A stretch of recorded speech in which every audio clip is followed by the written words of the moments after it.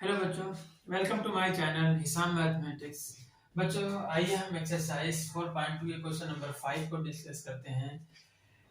Question number 5 हमारा है the altitude of right triangle is 7 centimetre less than it's base.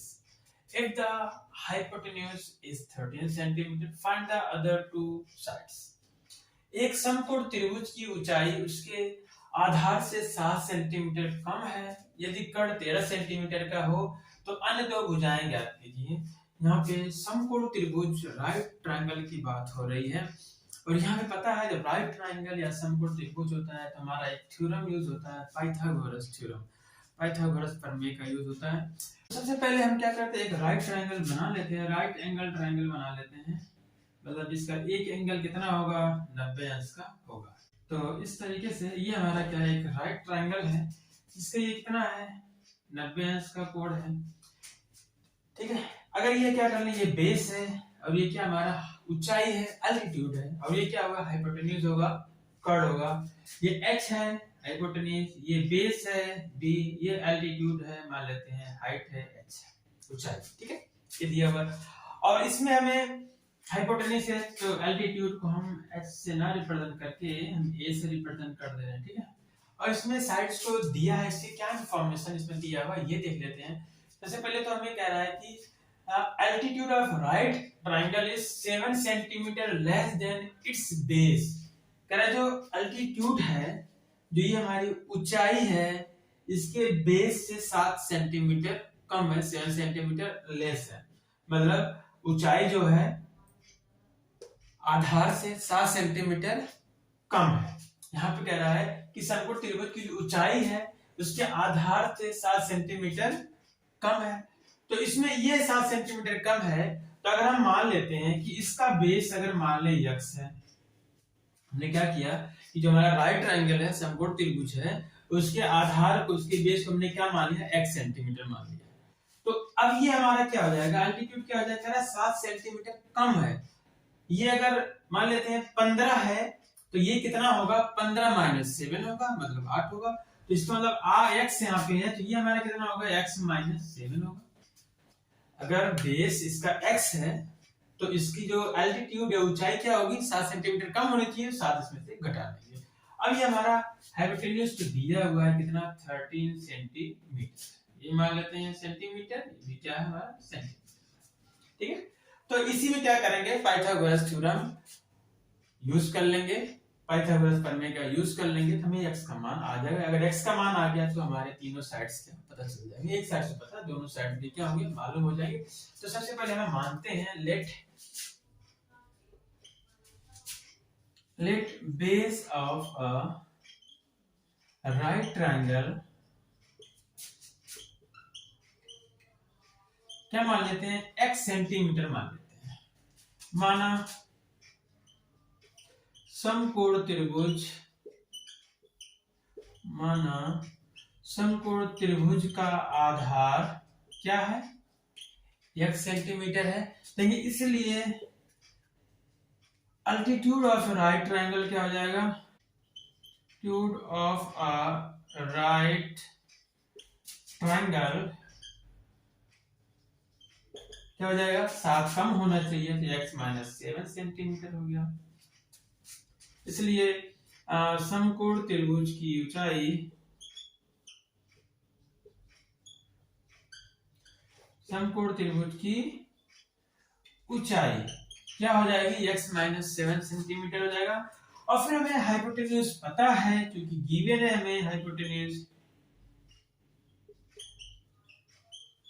Means हमें कर्ण जो है ये दे दिया गया, कितना है, 13 सेंटीमीटर है, ये हमें गिवन है, मतलब हमें क्या है, दिया हुआ है पहले से। और क्या करेंगे, हमें इस पे पाइथागोरस थ्योरम अप्लाई करना है। कहेंगे बाय पाइथागोरस थ्योरम,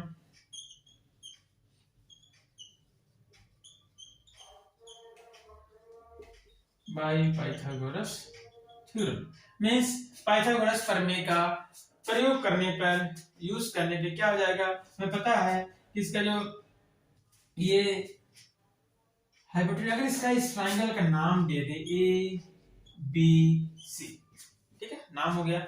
इसका हाइपोटेन्यूज क्या है, AC है, क्या हो जाएगा AC का स्क्वायर बराबर बेस क्या है AB है तो AB का स्क्वायर हो जाएगा प्लस फिर क्या होता है BC का स्क्वायर।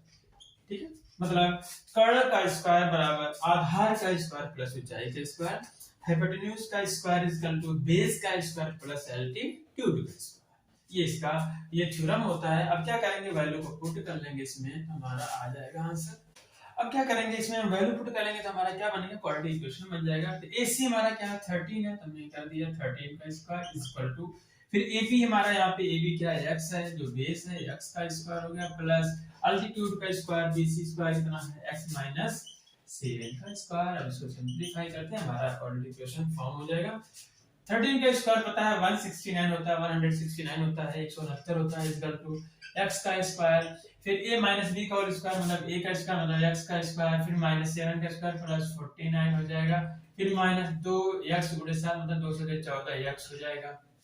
ठीक है, अभी क्या होगा, सबको एक साइड लेके जाते हैं, यहाँ 0 बचेगा is equal to x square क्या हो जाएगा 2x का स्क्वायर हो गया माइनस 14x हो गया प्लस 49 हो गया, ये हमारा प्लस था इधर आ जाएगा तो माइनस हो जाएगा 169।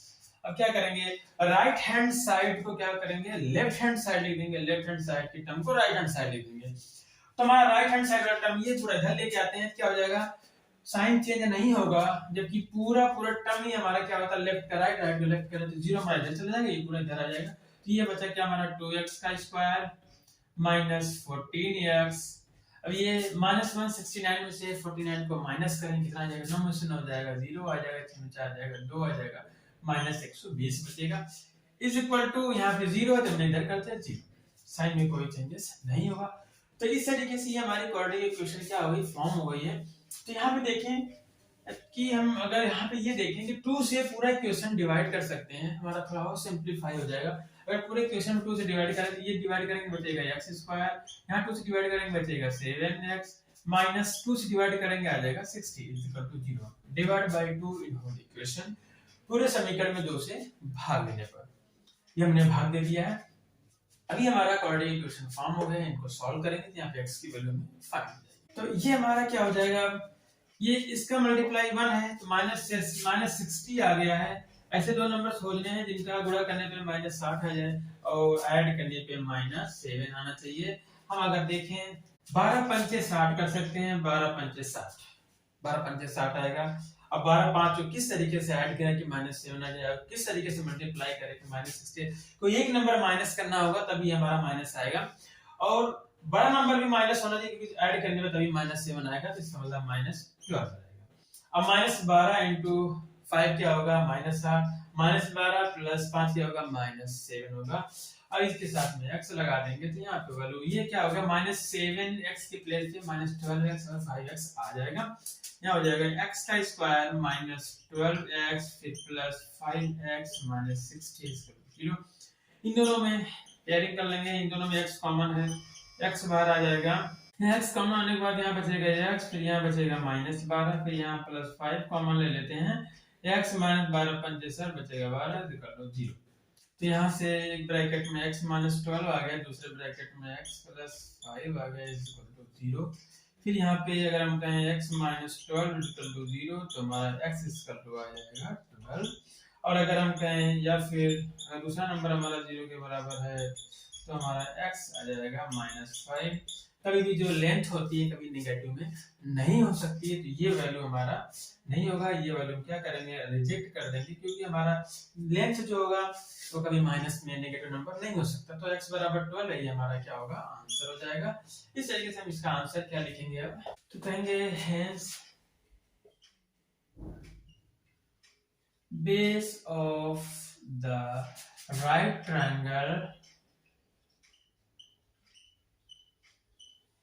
ट्राइंगल का बेस क्या हो जाएगा, x ही माना था हमने बेस को, तो x की वैल्यू 12 आ गई, ये हो जाएगा 12। कहेंगे hence है, ठीक है, hence base of the right triangle 12 हो जाएगा। तो कहेंगे अतः समकोण त्रिभुज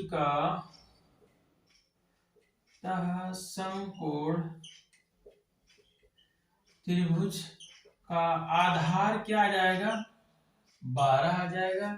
इसलिए एल्टीट्यूड और क्या हो जाएगा, इसलिए एल्टीट्यूड ऑफ राइट ट्रायंगल का एल्टीट्यूड क्या हो जाएगा, x माइनस 7 था, मतलब 12 माइनस 7 करेंगे तो आ जाएगा 5। ये भी सेंटीमीटर में, ये भी सेंटीमीटर में कहेंगे। इसलिए समकोण त्रिभुज की ऊंचाई,